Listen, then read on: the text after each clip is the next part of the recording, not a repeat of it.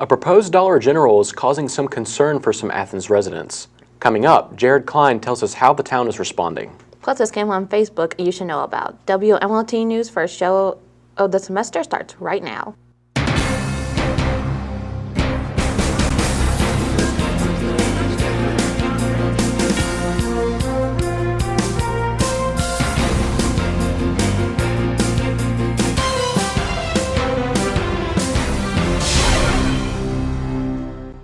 Hello and welcome to WMLT News. I'm Rachel Dotson. And I'm Chad Brown. A former Concord University policeman pleaded guilty to sexually abusing a minor. Former police officer Randy Cordell was arrested in 2012 for 5 charges of sexual abuse. Cordell was under agreement that if he were to plead guilty to one of the sexual abuse charges, that the others would be dropped. Cordell has not been sentenced yet, but could be looking at serving up to 20 years in prison. The abuse was said to be off campus, and Cordell hasn't been employed at Concord since his arrest. The Fayette County Sheriff's Office reports that a Facebook scam is circulating in the area. The scam comes in the form of messages users receive from their friends. These messages claims that the sender won a sizable amount of money and that they saw the receiver's name in the list of winners as well. Below this message is a link to a website where the receiver can view their winnings. The receiver is then asked to verify their prize by providing their full name, address, age, and telephone number.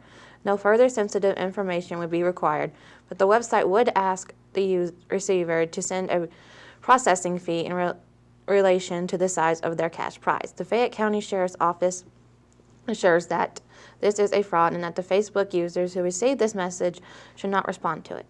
The police also added that no legitimate contest or sweepstakes would ask for a processing fee or any banking information.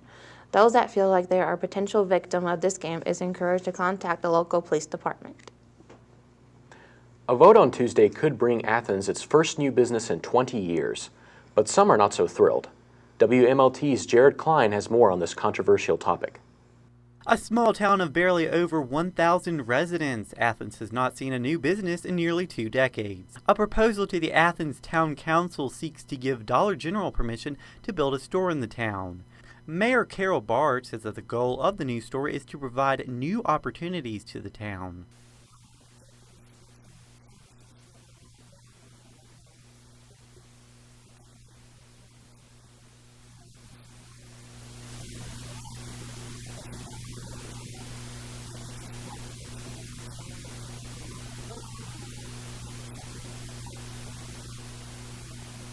Indeed, Athens is a college town with only a CVS, pizza shop, and convenience station. But some are concerned how their own personal well-being will be affected by the store. Scott Martin lives next to the planned site for the store, and he wants to be clear that he is not against the store itself.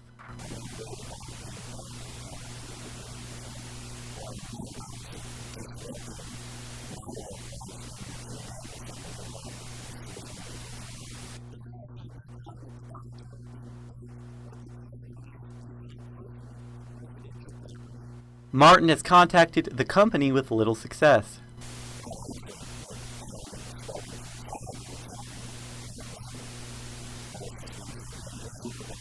The store did offer to build a fence, but Martin does not believe this will be enough. Mayor Bart says that while the town is willing to work with Martin, they must also consider the store's flexibility.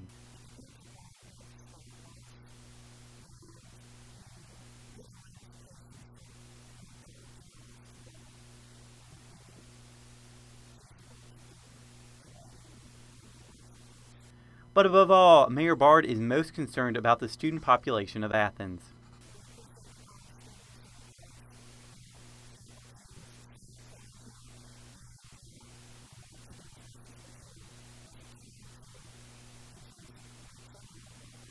An open meeting discussing the issue will be held on Tuesday, February 18th at 7 p.m. For WMLT News, I'm Jared Klein in Athens.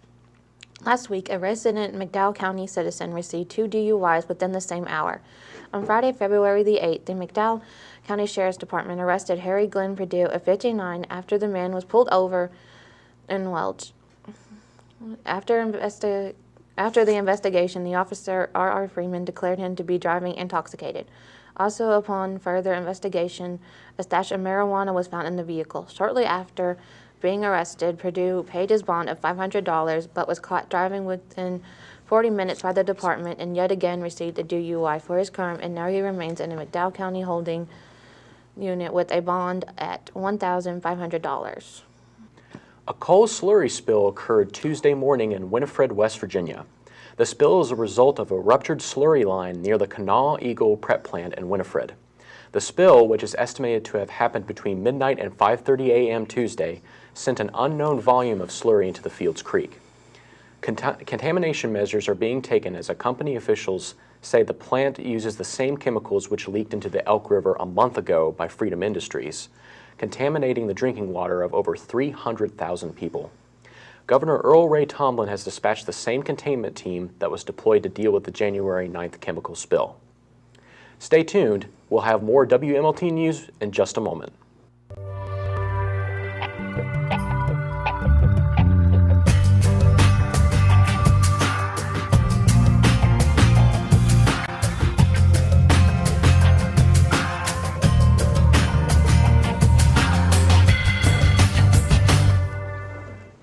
Welcome back. A former Mingo County magistrate is in jail for allegedly attempting to sell drugs while awaiting sentencing for a federal criminal offense. According to a U.S. attorney, Ruth Goodwin Dallas Toller was arrested Monday for allegedly selling cocaine.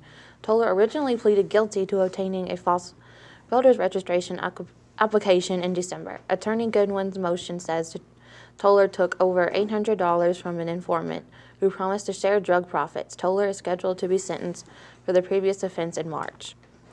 A former NBA star's charity helped save the lives of 3 infant triplets in a small town in the Democratic Republic of Congo.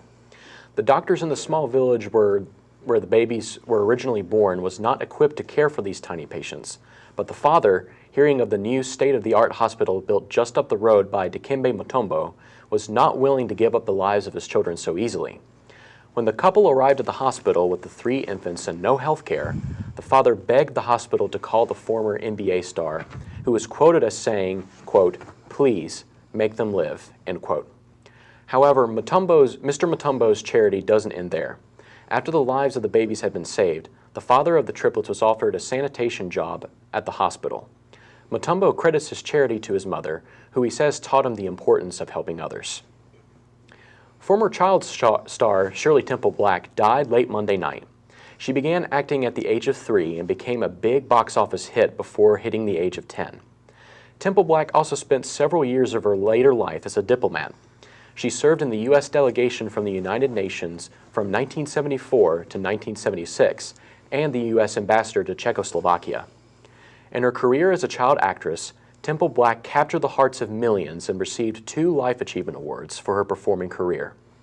Shirley Temple Black was 85 and leaves behind a legacy much more far-reaching than her silver screen career. While many people felt Super Bowl 48 was no thrill to watch, they say the halftime show was one for the books. Bruno Mars opened the concert with a drum solo that led into his hit song, Locked Out of Heaven. After 2 more songs, there was a special appearance by the Red Hot Chili Peppers, who performed their song, Give It Away. Next, there was a tribute to the troops who were serving overseas. Finally, Bruno Mars performed one of his most popular songs, Just the Way You Are. The show ended with a fireworks display that greatly impressed the audience. Now with your CU Minute, here's Daryl Johnson. At the 36th Annual Groundhog Day breakfast, Dr. Kendra Boggs delivered some bad news for those of us who are getting sick of the weather. Looks like there's going to be a little bit more bad weather. Yes, the groundhog saw his shadow, and that means 6 more weeks of winter. President's Day is just about here. While we celebrate the annual holiday and some of us luckier ones get off, the Presidential Search Committee at Concord University has officially launched the search for the university's 12th president. The search started with the President's Search web page that will soon be available on Concord's website to assist candidates in learning about Concord and the job opportunity. The search committee will accept applications and nominations from those who qualify. And now for you, back over at the desk. West Virginia is one of several states to receive federal funding for its lowest achieving schools. U.S. Secretary of Education Arne Duncan announced that many states will receive over $38 million in funding to turn the schools around. West Virginia alone is estimated to receive over $3 million in grants. That money will be given to state educational agencies and then distributed to schools on a need-to-have basis.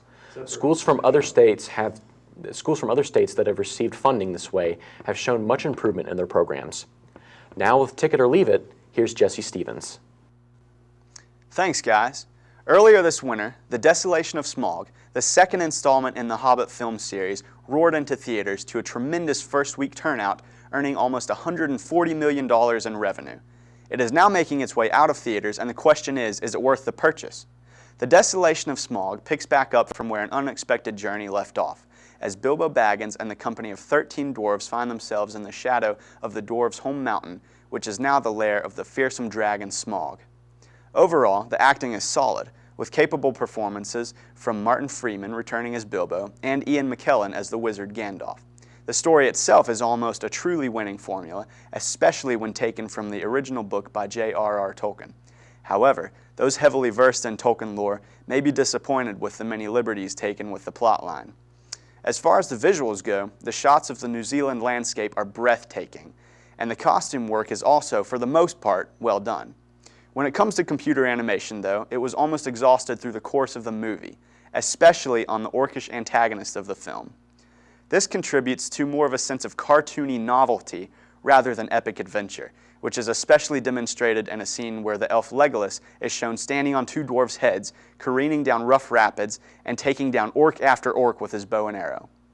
But despite these hitches, The Desolation of Smaug manages to continue an epic story and keep audience interest until an unexpectedly frustrating cliffhanger end. It earns 3.5 ticket stubs out of 5. A definite ticket, but don't buy the popcorn. And that's it for Ticket or Leave It. I'm Jesse Stevens. Now back to the desk. Now with Wmlt Sports, here's Austin Best. Thanks, guys. Concord Women's Basketball held the Play for K basketball game for breast cancer awareness last Saturday afternoon. Close to 200 people were in attendance, most of which were showing their support for the cause. Pink strong shirts were sold by the athletics department all week and at the ticket booth to get into Christy Cox Court. The money raised went towards breast cancer awareness at the Mary Bab Randolph Cancer Center at West Virginia University. Several cancer survivors were recognized during halftime, including Concord women's head soccer coach Stephanie Workman, who later presented a check for $5,000 to the Cancer Center. Although the Lady Lions were handed a 9-point loss to Wheeling Jesuit, the outcome fell in comparison to the real win that afternoon. Shawnee Carnett of the Concord track and field team has recently been awarded the Division II Track and Field Coaches National Athlete of the Week Award. This honor followed up on her automatic qualifying mark in the 800-meter run at the Armory Collegiate Invitational last weekend. Carnett is a former national champion, has been an All-American several times early in her career, and currently holds Concord's 800-meter record with a time of 2 minutes and 8 seconds. Carnett's record time is also significant in that it's the fastest time in Division II this year. Carnett and the rest of the Mountain Lion track and field team will compete in Virginia Tech Challenge on February the 21st in Blacksburg, Virginia. That's all for this week's sports. Back to you at the desk. Missouri football star and NFL draft prospect Michael Sam told the World Sunday that he is gay. Sam is a defensive lineman for the University of Missouri Tigers and is coming off an All-American season. If drafted, Sam will be the first openly gay player in the NFL. The 24-year-old star said Sunday at his press conference, quote, "I am an openly proud gay man," unquote. Most NFL teams said they didn't think having an openly gay player on the team would be a problem. They are choosing to focus on his stellar play rather than his sexual preference, because Sam led the Southeastern Conference with 10.5 sacks and 18 tackles for loss this season. Thanks for joining us on WMT News. I'm Rachel Dotson. And I'm Chad Brown. Tune in again in 2 weeks.